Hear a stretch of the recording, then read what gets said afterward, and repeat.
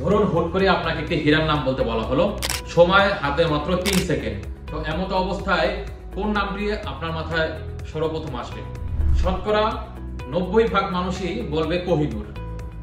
কারণ কোহিনূর সারা বিশ্বব্যাপী একটি আলোচিত রত্ন পাথর, যা গোটা বিশ্বে বেশ আলোড়ন ফেলেছে এবং এটার উৎপত্তি স্থল হচ্ছিল ভারতবর্ষে। কারণ ভারতবর্ষে যে হীরা উৎপাদনের সবচেয়ে মেন বড় খনি।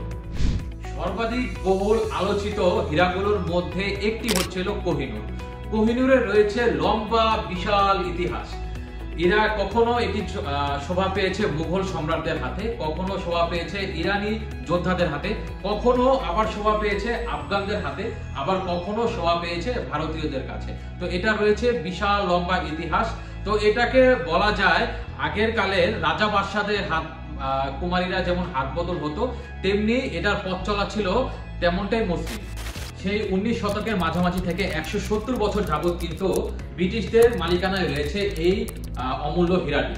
তো এটা বর্তমানে শোভা পেয়েছে টাওয়ার অফ লন্ডনে, যা ক্রাউন জুয়েলার্সের অংশ বিশেষ হিসেবে।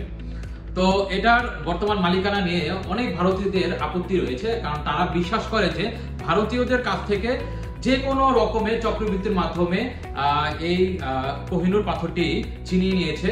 বর্তমানে এটার ক্যারেট হচ্ছে 105.6 ক্যারেটের এই আলোকবর্তী অমূল্য হীরাটি। তো যুগের পর যুগ কাল বিবর্তনে এই রত্নটি আজ পর্যন্ত বিক্রি হয়নি এবং নিলামে ওঠেনি। এটার যা শুধু হাত বদল হয়েছে। তো অনেক সময় পার হয়ে গেছে, অনেক রাজাবাদশার হাত থেকে হাত বদল হয়েছে।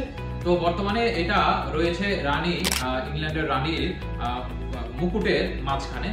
তো আজকে ছোট করে একটু ধারণা দেওয়ার চেষ্টা করলাম কোহিনূর নিয়ে। আবারও এটার ধারণা আসবে নেক্সট এপিসোডে। তো নেক্সট এপিসোড আপনারা চোখ রাখতে হলে আমাদের চ্যানেলটি সাবস্ক্রাইব করে দিতে হবে। ধন্যবাদ।